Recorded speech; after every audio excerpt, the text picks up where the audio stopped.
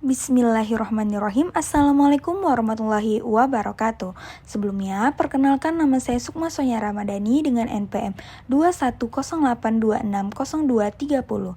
Baiklah, di sini saya akan membahas mind mapping saya pada blok elektif. Di sini membahas mengenai kedokteran olahraga, yaitu membahas mengenai penyakit ankle sprain. Nah, yang pertama di sini kita akan membahas mengenai apa sih yang dimaksud dengan ankle sprain ini sendiri. Nah, ankle sprain ini sendiri merupakan sprain pergelangan kaki atau cedera pada pergelangan kaki terjadi ketika ligamen yang menghubungkan antara tulang di pergelangan kaki merobek atau meregang.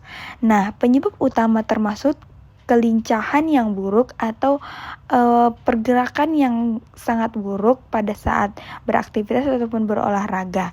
Nah, selanjutnya apa sih gejala-gejala pada pasien ankle sprain ini sendiri, ataupun biasanya pasien datang kepada kita dengan gejala ankle sprain ini apa saja?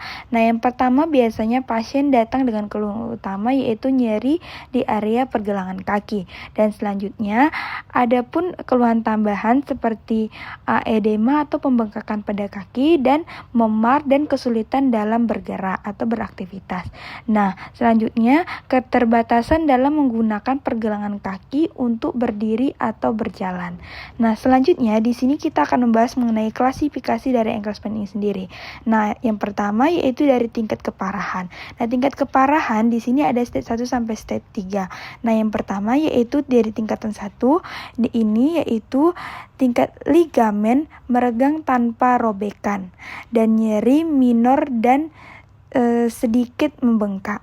Nah, selanjutnya untuk tingkat kedua ini ligamen sebagian robek. Nah, nyeri sedang hingga parah dan juga dengan pembengkakan lebih signifikan daripada yang tingkat 1. Nah, selanjutnya itu tingkat ketiga. Nah, ligamen robek, terdapat ligamen robek sepenuhnya dan nyeri yang sangat hebat. Nah, dan membengkak dan instabilitas pergelangan kaki. Nah, selanjutnya yaitu di mana saja sih lokasi-lokasi pada ankle sprain ini. Nah, biasanya untuk klasifikasinya dari lokasi yaitu terdapat di cedera lateral atau sisi luar, cedera medial yaitu sisi dalam, dan cedera sympnikmotik atau antara tulang kering. Nah, selanjutnya itu bagaimana sih penanganan dari ankle sprain ini sendiri? Yaitu untuk penanganan awal yaitu kita bisa melakukan tindakan raise. Seperti apa sih itu raise? Nah, raise ini R-nya itu raise atau istirahat, I-nya itu ice atau S, dan yang C-nya itu adalah compress, yang E-nya itu adalah elevation atau elevasi.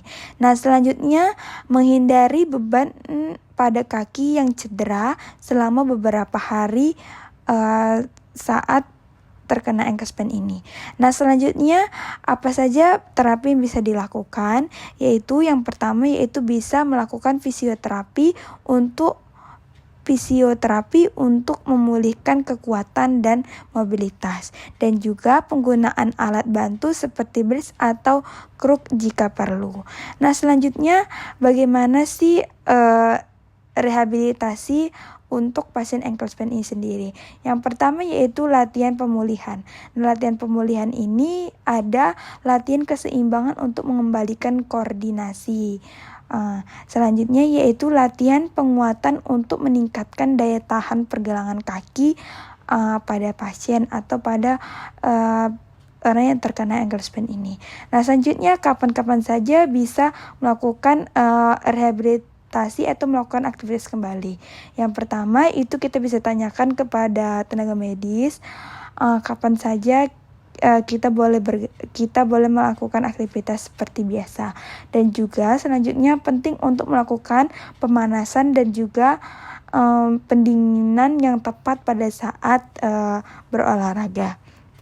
Nah, selanjutnya yaitu pencegahan bagaimana sih atau pencegahan cedera untuk tidak terulang lagi atau tidak terjadi lagi pada kita. Yang pertama yaitu strategi pencegahan. Strategi pencegahan ini ada 3, yaitu melakukan pemanasan sebelum aktivitas fisik. Dan yang kedua yaitu penggunaan sepatu yang tepat dan mendukung untuk berolahraga atau melakukan aktivitas. Selanjutnya, menghindari permukaan yang tidak rata saat berolahraga. Nah, kita juga perlu untuk memperhatikan lingkungan atau tempat kita saat berolahraga. Selanjutnya, melakukan pendidikan tentang teknik yang benar dalam berolahraga, dan kita juga bisa melakukan pembelajaran atau sedikit